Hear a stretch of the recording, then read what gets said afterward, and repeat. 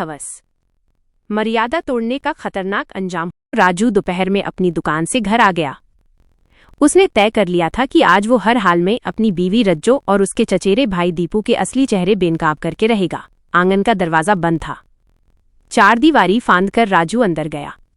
दबे पैर चलकर उसने बेडरूम के दरवाजे पर कान लगाया तो अंदर से उसे रज्जो और दीपू की बातें सुनाई पड़ी। काश तुम मेरी बीवी बनकर जिंदगी भर मेरे साथ रहती। यह दीपू की आवाज थी। बीवी तो मैं दूसरे की हूं, लेकिन प्रेमिका के नाते तुम्हारे साथ बीवी जैसा फर्ज तो अदा कर रही हूं, रज्जो बोल रही थी। मैं तुम्हें जिंदगी भर के लिए पाना चाहता हूं, दीपू ने कहा था। ठीक है, अगर कभी मेरे पति को हमारे नाजायज रिश्ते की जानकारी हो गई और उसी ने मुझे अपने साथ रखने से मना कर दिया तो तुम मुझे अपनी बीवी बना लेना। मैं क्या अपनी खुशी से राजू के साथ रह रही हूं? ये मैं ही जानती हूं कि मैं उससे कैसे निभा रही हूं। ये मेरी बदकिस्मती थी कि लाख कोशिशों के बावजूद मेरी तुमसे शादी नहीं हो सकी, नहीं तो मैं आज तुम्हारी ही बीवी होती। खैर छोड़ो उन सब बातों को, अपने कपड़े तो उतारो। मेरे प्यारे दोस्तों, कहानी में आगे बढ़ने से पहले मेरी आपसे गुजारिश है कि इसी तरह की और कहानी सुनने के लिए हमारे चैनल को सब्सक्राइब कर लीजिए। राजू सब कुछ समझ गया, मगर दरवाजे पर दस्तक देने से पहले वो अपनी आंखों से कमरे का नजारा देखकर ये पक्का कर लेना चाहता था कि उन दोनों में नाजायज रिश्ता है। दरवाजे में कोई छेद नहीं था, इसलिए वो खिड़की की तरफ बढ़ गया। उसने खिड़की के पाटों के बीच एक दरार में आंख लगा दी। भीतर का नजारा देखकर राजू हैरान था। रज्जो बिस्तर पर लेटी थी। दीपू उससे सट कर बैठा था। वो रज्जो के होठों और गालों को चूम रहा था। राजू का खून खौल उठा। उसका मन रज्जो का कत्ल करके जेल चले जाने का हुआ, मगर उसने ये सोचकर इस विचार को छोड़ दिया कि अगर वो जेल चला जाएगा तो उसके 3 साल के बेटे गुड्डू की परवरिश कौन करेगा। मगर राजू रज्जो और दीपू को यूं ही नहीं छोड़ना चाहता था। वह उन्हें सबक सिखाना चाहता था, इसलिए उसने दरवाजे पर दस्तक दी। दस्तक सुनकर वे दोनों सचेत हो गए।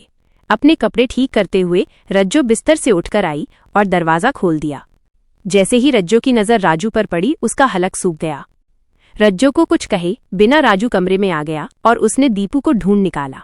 वो पलंग के नीचे छिप गया था। रज्जो को लात घूंसों से मारते हुए राजू ने कहा, बदजात औरत, तूने तो कहा था कि दीपू तुम्हारा चचेरा भाई है। मोहल्ले के लोग यूं ही तुझे बदनाम करते हैं। अब बता कि ये सब क्या है? भाई के साथ कमरा बंद करके क्या कोई चोंच से चोंच मिलाता है? रज्जो ने झट से राजू के पैर पकड़ लिए और अपनी गलती के लिए माफी मांगते हुए कहा कि अब वो दीपू के साथ नाजायज संबंध नहीं रखेगी। राजू रज्जो को एक मौका और देना चाहता था, इसलिए उसने उसे इस शर्त पर माफ किया कि वो आइंदा दीपू से नहीं मिलेगी। दीपू के जाने के कुछ देर बाद राजू अपने मकान से बाहर आया तो वहां लोगों की भीड़ लगी थी। लोग उसे ऐसे देख रहे थे जैसे आज उन्हें पता चला हो कि उनके मोहल्ले में कोई नामर्द रहता है। पड़ोस की एक औरत ने राजू के मुंह पर कह भी दिया, क्यों भैया, मर्द नहीं हो क्या? बीवी को दूसरे मर्द के साथ सोते देखकर भी उसे माफ कर दिया। राजू सिर झुकाकर अपने रास्ते चला गया। भला वो उस औरत की बात का क्या जवाब देता? उसे कैसे बताता कि अपने बेटे का ख्याल करके उसने अपने आप से समझौता किया है। रज्जो मुजफ्फरपुर के एक गांव की रहने वाली थी। दीपू का घर भी उसी गांव में था।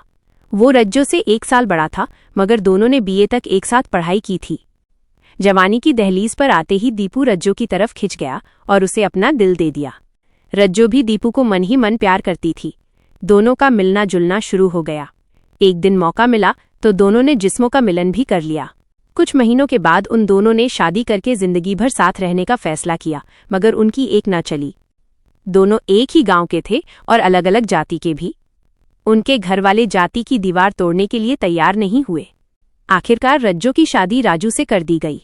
वह कोलकाता का रहने वाला था। वहां उसकी कपड़े की दुकान थी। रज्जो अपने पति के घर आ गई। पति से भरपूर प्यार और सास ससुर का दुलार पाकर भी वो दीपू को भुला न सकी। जब भी मौका मिलता रज्जो दीपू को फोन कर लेती। दीपू भी रज्जो से मिलने के लिए कम बेचैन नहीं था। इसी तरह 6 महीने बीत गए। दीपू अपने आप पर काबू न रख सका। फोन पर रज्जो से इजाजत लेकर एक दिन वो कोलकाता पहुंच गया। रज्जो ने पति और सास ससुर से दीपू की पहचान अपने चचेरे भाई के रूप में कराई, इसलिए उन दोनों के नाजायज रिश्ते पर किसी को शक नहीं हुआ। एक दूसरे की बाहों में समाकर वे दोनों अपनी हवस शांत कर लेते। जल्दी ही दीपू के घरवालों को पता चल गया कि वो रज्जो से मिलने बार बार कोलकाता जाता है। फिर तो दीपू के पिता ने जल्दी ही उसकी शादी पायल से करा दी। पायल रज्जो से भी ज्यादा खूबसूरत थी, लेकिन दीपू उसके रूपजाल में ज्यादा दिनों तक बंधा न रह सका। अपनी शादी के 4 महीने बाद ही दीपू कोलकाता जाकर रज्जो से मिला। उस समय वह मां बन चुकी थी। उसके बेटे का नाम गुड्डू था। इसके बावजूद रज्जो ने दीपू से नाजायज संबंध नहीं तोड़ा।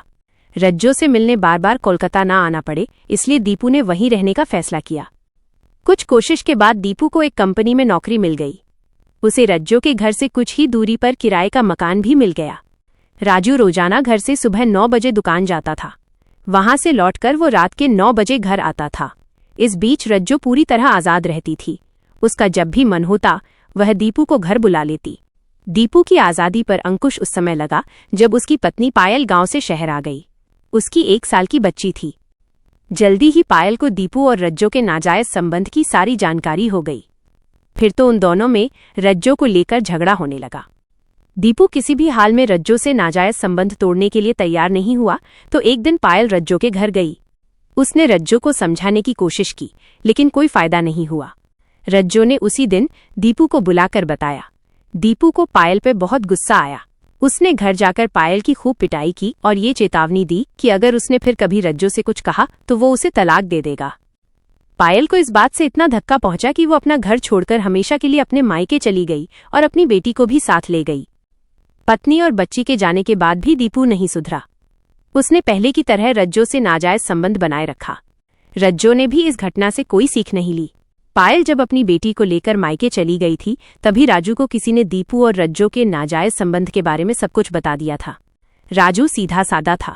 वह मन में छल कपट नहीं रखता था। सो एक दिन उसने रज्जो से पूछा, क्या ये सच है कि दीपू से तुम्हारा नाजायज रिश्ता है? तुम दोनों की वजह से ही दीपू की पत्नी भी घर छोड़कर चली गई है।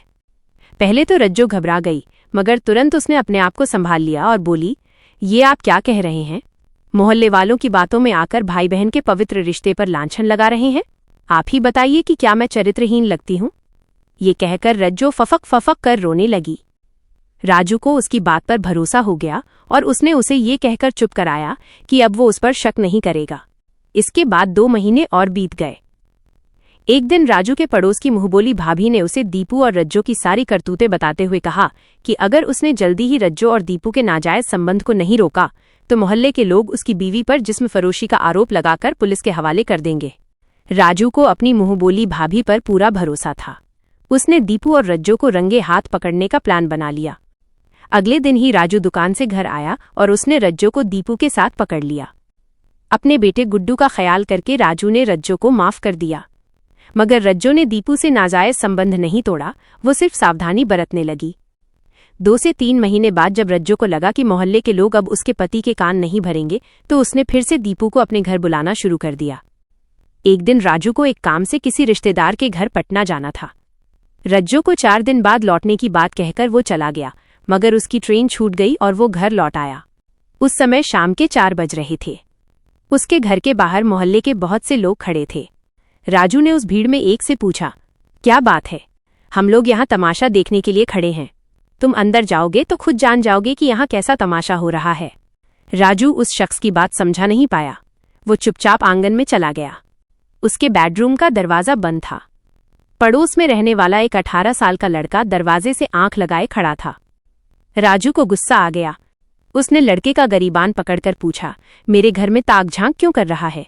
चल, तेरे बाप को तेरी करतूत बताता हूँ। वो लड़का भी कोई कम नहीं था।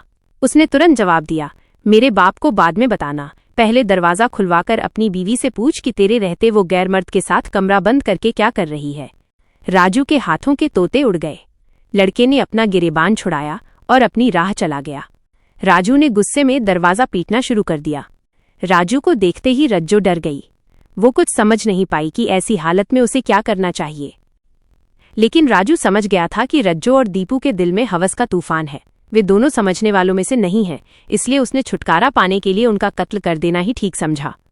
राजू ने बरामदे में पड़ी लोहे की छड़ उठाई और रज्जो के सिर पर एक जोरदार वार किया, जिससे उसका सिर फट गया और वो चीख कर जमीन पर गिर गई।